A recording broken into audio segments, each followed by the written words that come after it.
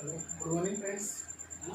तो अपन last class में discuss कर रहे थे कि आपका जो प्राइमरी का डेटा है वो सेकेंडरी में कैसे रेफर होता है और जो सेकेंडरी का डेटा है वो प्राइमरी में कैसे रेफर होता है। जैसे मेरे को प्राइमरी का रजिस्टेंस सेकेंडरी में ले जाना पड़ रहेगा तो उसके लिए आपको क्या करेगा, या सेकेंडरी का रजिस्टेंस आपको प्राइमरी में लाना है तो उसके लिए आप किससे मल्टीप्लाई करोगे, इसको ही आप रेफर्ड वैल्यू बोलते हो। अब जो अपन डिस्कस कर रहे हैं वो है equivalent circuit of the transformer. अब इक्विवेलेंट सर्किट बनाने के लिए आपको मैंने कल एक डायग्राम बनाया था कि जो ट्रांसफॉर्मर होता है उसका सिंपल सा इक्विवेलेंट सर्किट बनाते हैं अपन। ये आपकी प्राइमरी वाइंडिंग,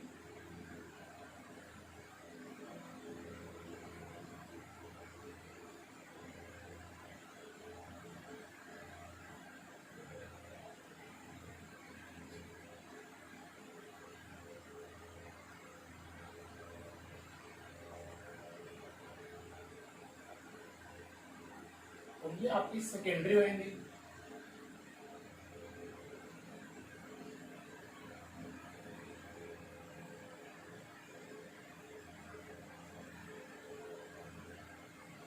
ये आपका लोड है, जेडएल से मैं डिनोट कर रहा हूँ। ये आपका सेकेंडरी वाइंडिंग का रेजिस्टेंस, इसे अपन R2 से रिप्रेजेंट कर रहे हैं। ये रिएक्टेंस है, इसको अपन X2 से रिप्रेजेंट कर रहे हैं। ये प्राइमरी वाइंडिंग का रेजिस्टेंस है R1 और रिएक्टेंस है प्राइमरी वाइंडिंग का X1। ये आपका वोल्टेज सोर्स है जहाँ पे आपने सप्लाई दे रखी है, इसको मैंने V1 से रिप्रेजेंट कर रखा है। यहाँ पे ये आपके कोर लॉस के कंपोनेंट है RC, ये है आपका XC। इसमें जो करंट फ्लो होगी वो होगी आपके पास नो लोड करंट I0। यहाँ पे जो करंट जाएगी वो जाएगी आपके पास कोर लॉस कंपोनेंट IW। यहाँ पे जो करंट होगी वो होगी आपके पास मैग्नेटाइजिंग करंट। यहाँ पे मैंने वोल्टेज जो आपका इंड्यूस वोल्टेज होगा उसको मैंने रिप्रेजेंट कर रखा है E1 से, इसको E2 को मैंने रिप्रेजेंट कर रखा है E2 से। सेकेंडरी वाइंडिंग का रेजिस्टेंस है ये, इसको मैंने E2 से रिप्रेजेंट कर रखा है। ये आपका लोड है। अब देखो यहाँ पे आपकी करंट है, मान लो आपकी करंट यहाँ पे है I2, यहाँ पे आपकी करंट I2 है। तो I2 है तो ये वाला आपका सेकेंडरी सर्किट है, ये वाला आपका प्राइमरी सर्किट है, और ये I2 है और ये मान लो आपका कुछ भी I2 बेस है।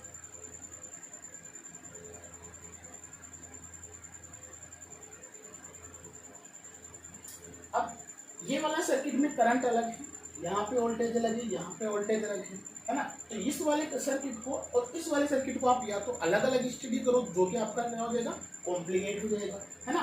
या फिर अपन एक काम करते हैं कि जो ये सारे के सारे सेकेंडरी के पैरामीटर क्या क्या है, रेजिस्टेंस है, रिएक्टेंस है, लोड इम्पीडेंस है, I2 है और E2 है, इस सभी को आप क्या करो, प्राइमरी साइड रेफर कर दो, है ना। तो क्या हो जाएगा, अपना एक सीरीज का सर्किट बन जाएगा और उससे क्या हो जाएगा, आपको सोल्व करने में या वोल्टेज रेगुलेशन निकालने के लिए आपको परेशानी नहीं आएगी, इजीली आपका वोल्टेज रेगुलेशन आपकी फाइंड आउट हो जाएगी।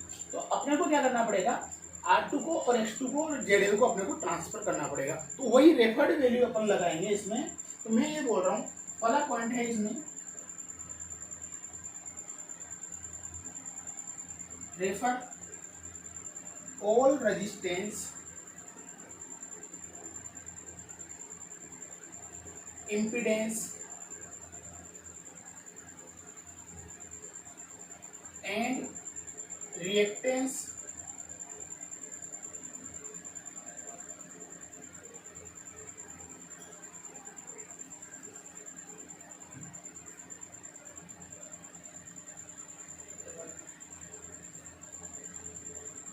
from secondary side to primary side.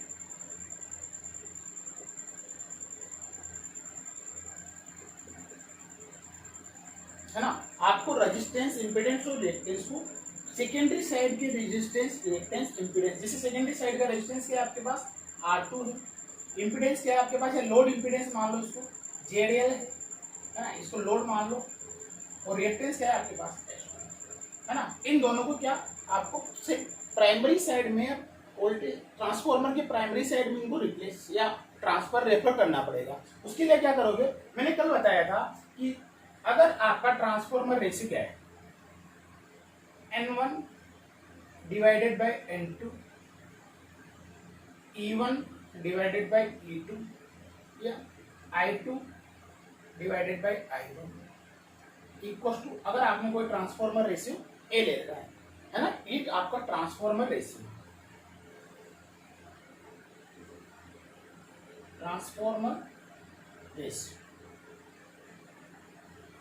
तो मैंने कल ये डिस्कस किया था कि अगर आपने ये अज्यूम कर रखा है या ये आपका ट्रांसफॉर्मर रेशियो है, तो जो आपका रेजिस्टेंस सेकेंडरी साइड का होगा वो प्राइमरी साइड में अगर आपने इसको रिप्लेस कर दिया, तो उसको मैंने R2 डे से रिप्रेजेंट किया था और बताया था कि ये आपका A स्क्वायर इंटू R2 हो जाता है। मैंने वैसे कैसे आपका रिएक्टेंस बताया था कि जो आपका X2 डेज होगा वो हो जाएगा आपका A square into X2। Similar Z2 days, ZL days, ये हो जाएगा आपका A स्क्वायर इंटू। ये पहला पॉइंट है जिसमें आपने रेजिस्टेंस को भी ट्रांसफर कर दिया, इम्पीडेंस को भी कर दिया, रिएक्टेंस को भी कर दिया सेकेंडरी टू प्राइमरी साइड, है ना। अब रेजिस्टेंस भी आपका आ जाएगा, इंडक्टेंस भी आ जाएगा और आपका लोड इम्पीडेंस भी आ जाएगा, है ना। अब क्या बचा सेकेंड पॉइंट, चलो इसको रिप्लेस कर देते हैं।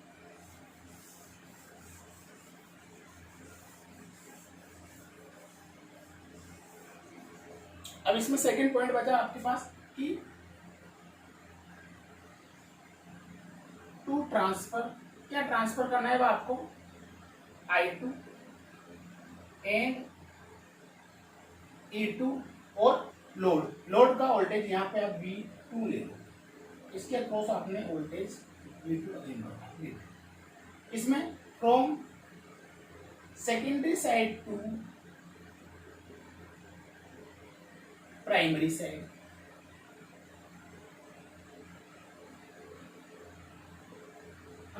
आपको ट्रांसफर किया, I2 पे आपको इस फॉर्म में लाना है, E2 भी इसकी फॉर्म में लाना है और ZL इसकी फॉर्म में लाना है, क्योंकि मेरे को पता है कि E1 अपॉन E2 क्या होता है आपके पास A होता है, तो यहां से आपके पास E2 किसकी फॉर्म में रहेगा A into E1। Similarly V2 क्या हो जाएगा आपके पास A,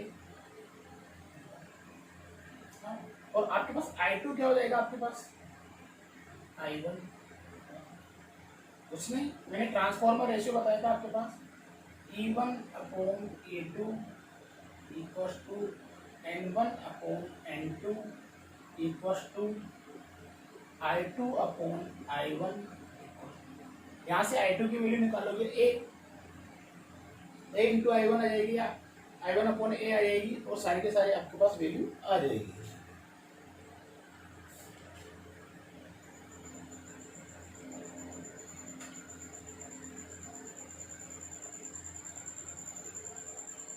ठीक है, सॉरी I1 की वैल्यू निकालोगे, है ना।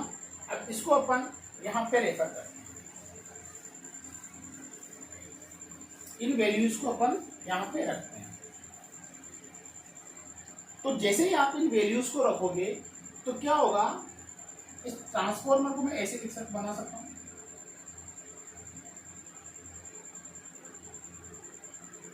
R1 आपके पास ऐसे रहेगा, X1 आपके पास ऐसे रहेगा, इसकी कोई चेंज करने वाले नहीं हो आप, है ना। और यहाँ पे आपके पास RC भी वही रहेगा, XC जो आपके पास नो लोड पैरामीटर है वो भी वही रहेगा आपके पास। यहाँ पे आपके पास करंट होने वाली है I2 divided by I1 divided by A।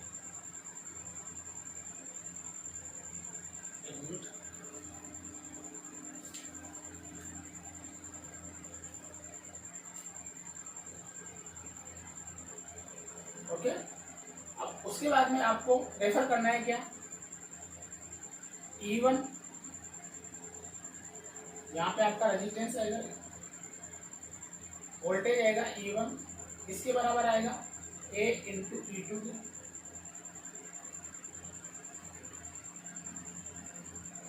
यहाँ पे आपका रेजिस्टेंस आएगा और यहाँ पे आपका रिएक्टेंस आएगा और यहाँ पे आपका लोड आएगा।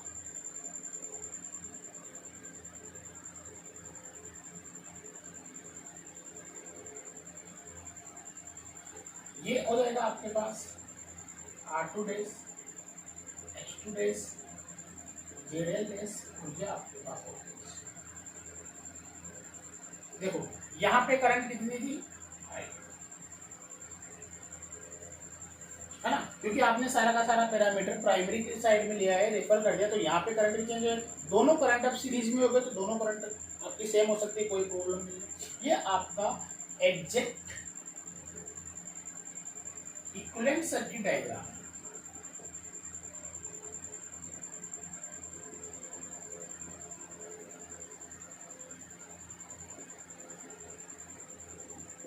ये ट्रांसफार्मर का एग्जैक्ट डायग्राम है, एग्जैक्ट इक्विवेलेंट सर्किट डायग्राम है। इसमें आपने अभी तक कोई भी अप्रोक्सीमेशन नहीं माना है ना, इसमें अभी तक अपन ने कोई भी अप्रोक्सीमेशन नहीं लिया है। आपका एग्जैक्ट इक्विवेलेंट सर्किट डायग्राम में केवल आपने जो सेकेंडरी साइड का जो पैरामीटर है, रेजिस्टेंस, रिएक्टेंस, जो लोड इंपीडेंस, इनको केवल आपने प्राइमरी की साइड में रेफर किया, इसके अलावा अपन ने कुछ भी नहीं किया। तो ये आपका एग्जैक्ट इक्विवेलेंट सर्किट डायग्राम है ना। अब इसको अपन थोड़ा सा अप्रोक्सीमेट बनाते हैं, है ना, क्योंकि मेरे को पता है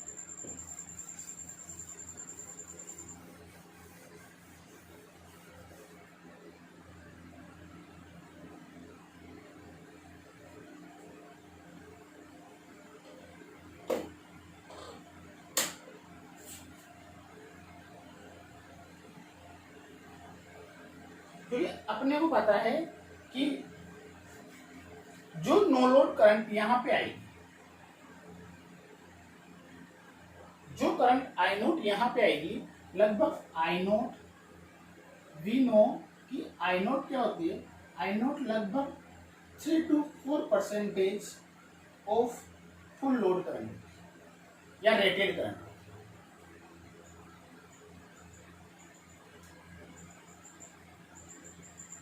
अगर आई नोट की वैल्यू बहुत कम है, 3 to 4% of full load current है, तो इसके कारण अगर मैं आई नोट के कारण I1 प्लस JX1 में जो लॉसेज होंगे वो भी क्या हो जाएंगे, लगभग नेग्लिजिबल हो जाएंगे।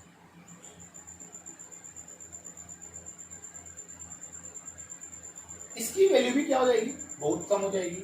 तो क्या होगा, देखो यहाँ पे क्या हो रहा है, यहाँ पे एक करंट है, यहाँ पे है I naught plus I naught I2 divided by A, यहाँ पे है आई नोट, और यहाँ पे टोटल करंट आ रही है आपके पास आई नोट I1।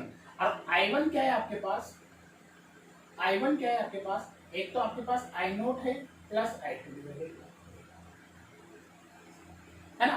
तो इस आई नोट के कारण, इस आई नोट के कारण आपके पास जो लॉसेज है वो आपके पास नेग्लिजिबल है। और अगर मैं देखो इतना सा अप्रोक्सीमेशन अगर आप कर दो कि इस वाले पैरामीटर को उठा के यहाँ ले आओ, इस वाली शंट ब्रांच को उठा के यहाँ ले आओ, तो देखो क्या बनेगा,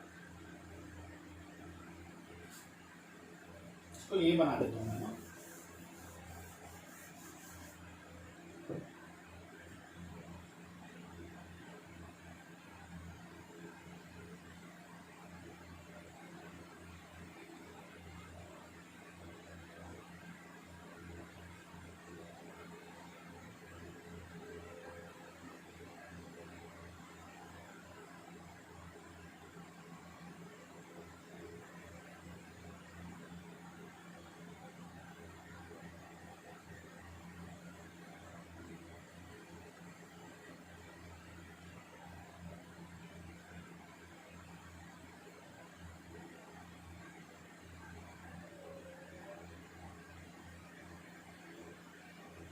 अब देखो इधर आपके पास कितनी है करंट, I2 डिवाइडेड बाई, और यहाँ पे भी कितनी थी, I2 डिवाइडेड बाई ए। तो इसमें जो लॉसेज होंगे वो तो बराबर है, इसमें जो लॉसेज होंगे वो तो बराबर है, वही रहेंगे। यहाँ तो आपका इफेक्ट क्या पड़ा कि इस वाली ब्रांच को उठा के अगर आप यहाँ ले आए तो आपकी करंट कितनी हो गई, यहाँ पे I2 डिवाइडेड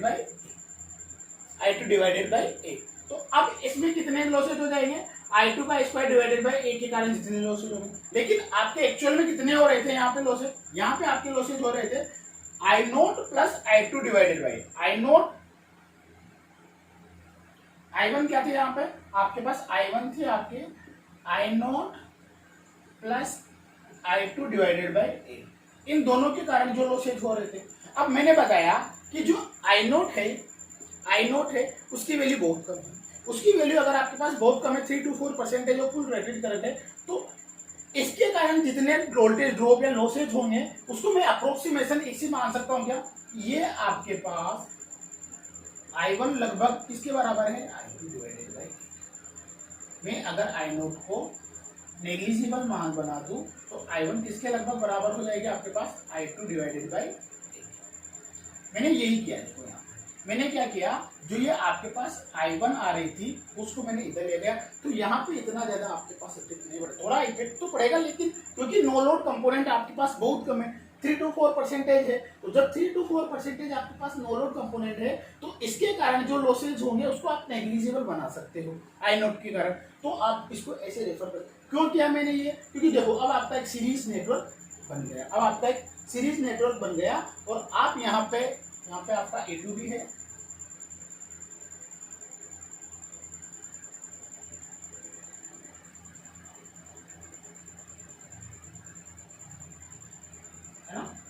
तो आपका जो सीरीज नेटवर्क बन गया, अब आप इससे इजीली वोल्टेज रेगुलेशन भी फाइंड आउट कर सकते हो, इजीली आप यहाँ पे वोल्टेज ड्रॉप वगैरह कुछ भी निकाल सकते हो। जैसे मेरे को अगर I2 की वैल्यू भी निकालनी पड़ी तो आप डायरेक्टली निकाल सकते हो, ये वाला voltage divided by total resistance. जैसे मेरे को यहाँ पे I2 डिवाइडेड बाय A की वैल्यू भी निकालनी पड़ी तो आप इससे इजीली आपका बना सकते हो।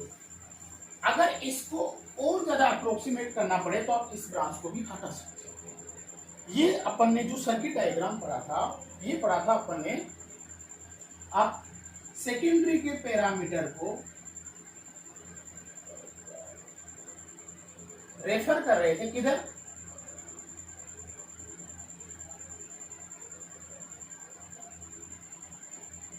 Primary side.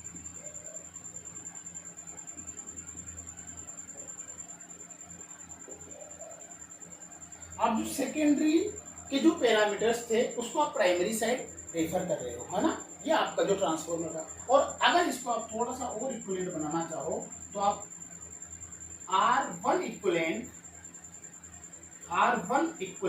क्या हो जाएगा आपके पास, R1 प्लस R2 बेस, इसको आप सिंप्लीफाई कर सकते हो, R1 प्लस R2 बेस को लिख सकते हो आप A square R2।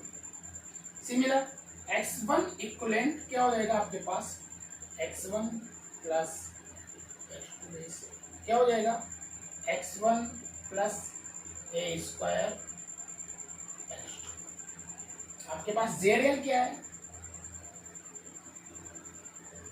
A square, E1 क्या है आपके पास, ओके। इसको जब अपन वैल्यू यहाँ पे रखेंगे तो अपन इसको ऐसे रेफर कर सकते हैं, इसको अपन लिख सकते हैं या बना सकते हैं डायग्राम को।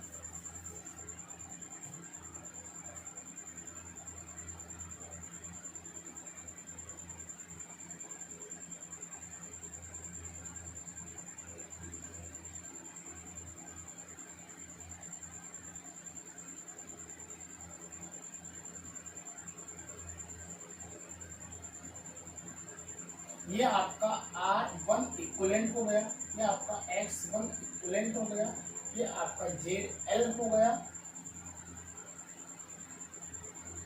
और ये आपका V1, ये आपकी वोल्टेज सप्लाई हो गई V1 और ये आपके पास करंट हो गई यहाँ पे I2 डिवाइडेड बाय, ये आपने, और ये आपका RC है, ये आपका X है ना। आपने क्या किया, आपके जितने भी पैरामीटर थे सेकेंडरी साइड के उसको आपने प्राइमरी साइड में रेफर कर दिया। ये आपका रेफरिंग डायग्राम है from secondary side to primary side. Exact similarly आप प्राइमरी साइड के पैरामीटर को सेकेंडरी साइड में भी रेफर कर सकते हो। कैसे करेंगे मैं बता देता हूँ आपको।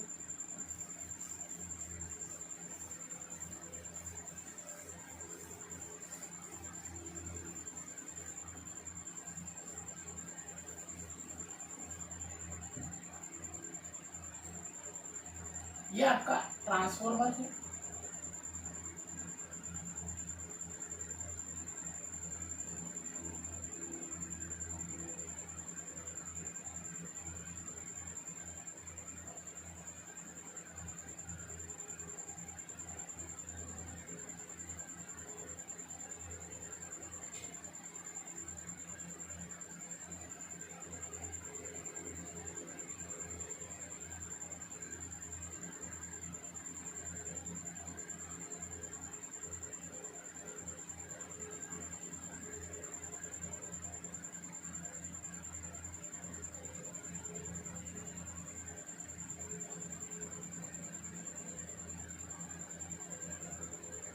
ये आपका R1 X1 R2 X2, इसके क्रॉस वोल्टेज E2, इसके क्रॉस वोल्टेज E1,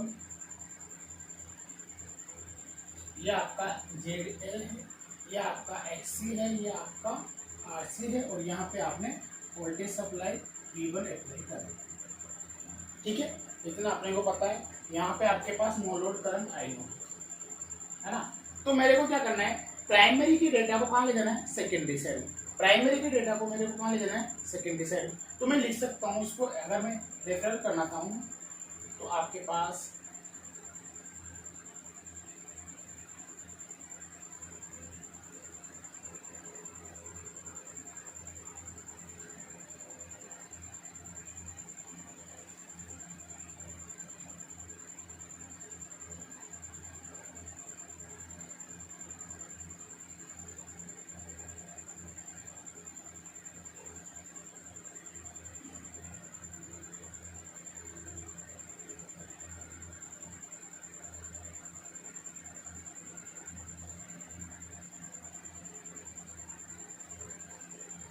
ये आपका E2 वाला सेक्शन है, E2 ले लो इसको, E2 है।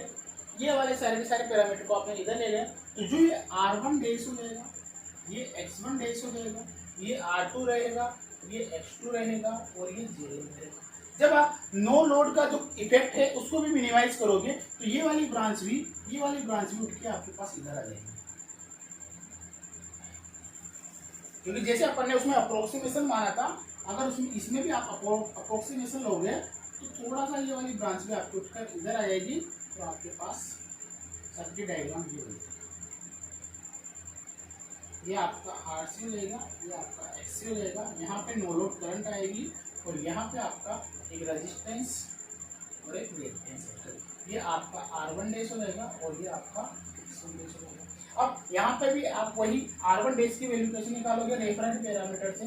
R1 डेस क्या हो जाएगा आपके पास, R1 divided by X।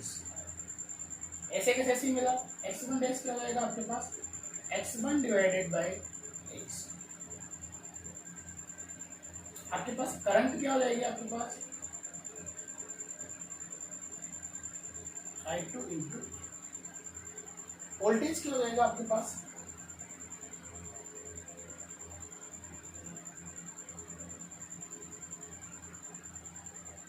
E1 divided by, है ना। और इनकी वैल्यू आप रखोगे तो यहाँ पे इन दोनों को समेशन करोगे, इसका इक्विवेलेंट सर्किट डायग्राम बनाओगे, और ये आपका कुछ ऐसा बन जाएगा।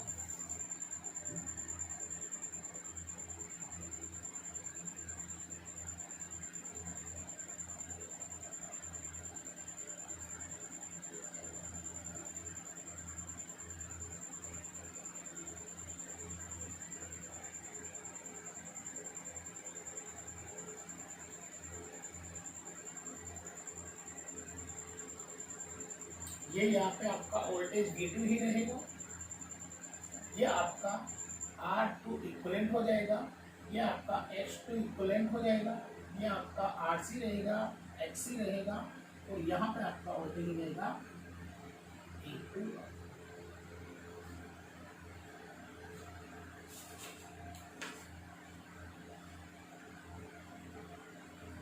E1 अपॉन A, ठीक है ना। अब देखो ये V2 है, ये E1 अपॉन A है, और सारे के सारे आपको पैरामीटर आ गए। आप अगर R2 इक्विवेलेंट की वैल्यू निकालना चाहते हो, R2 इक्विवेलेंट, तो क्या हो जाएगा आपके पास, R2 प्लस R1 डेस। X2 इक्विवेलेंट क्या हो जाएगा आपके पास, X2 प्लस X1 डेस। इसकी वैल्यू क्या हो जाएगी आपके पास, R2 plus R1 divided by A square, और X2 plus X1 divided by. अगर यहाँ से इस वाले सर्किट डायग्राम का मैं फेज डायग्राम बनाना चाहूँ तो देखो कैसे बनेगा। ये वाली करंट आपके पास पता है, ये प्राइमरी साइड की करंट है I2, ये आपके पास E1 अपॉन A है। E1 अपॉन A किसके बराबर हो जाएगा, E2 बराबर E1 अपॉन A, यही होगा ना। तो अगर मैं ट्रांसफॉर्मेशन रेशियो से लिखना चाहूँ E1 अपॉन E2, इसी को तो आपने ए लिया, E2 क्या हो जाएगा आपके पास, क्या इसको E2 के बराबर नहीं है। हाँ देखो मैं थोड़ा सा इसको फेजर डायग्राम बनाता हूँ।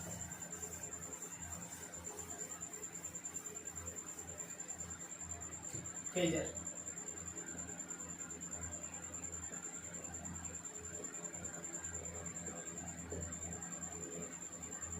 V2 को रेफरेंस ले लेते हैं, मैंने V2 यहाँ पे ड्रॉ कर दिया, ये आपके पास क्या है, ये आपके पास V2। अब V2 अगर आपने रेफरेंस ले लिया तो जो आपके पास ये क्या है, इंडक्टिव लोड है, इंडक्टिव लोड है, रेजिस्टेंस प्लस इंडक्टिव, तो आपके पास हमेशा करंट क्या हो जाएगी, आपके पास लेग करेगी, कुछ एंगल ले लो ∅2 से, करंट आपके पास वोल्टेज से लेग करेगी ∅2 एंगल से, थोड़ा बड़ा बना लेगा,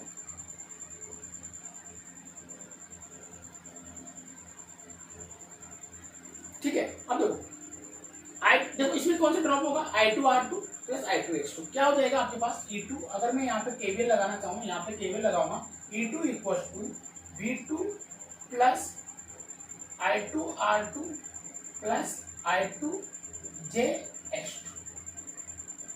X2 इक्वलेंट है ना, आपके पास V2 आ गया, V2 में मेरे को I2R2 इक्वलेंट का ड्रॉप ऐड करना है, तो I2 इधर है तो आपके पास I2R2 भी इधर हो जाएगा, ये I2R2 भी इधर हो जाएगी, और इसके 90 डिग्री I2X2 हो जाएगी,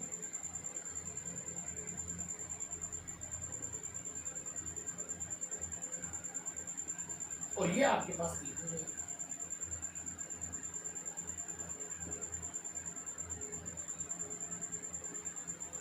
E1 अपॉन ए को आप V1 अपॉन ए, ठीक है, ये मैंने फेजर डायग्राम पे आपका डिस्कस कर लिया। ओके, आज के लिए सफिशिएंट है।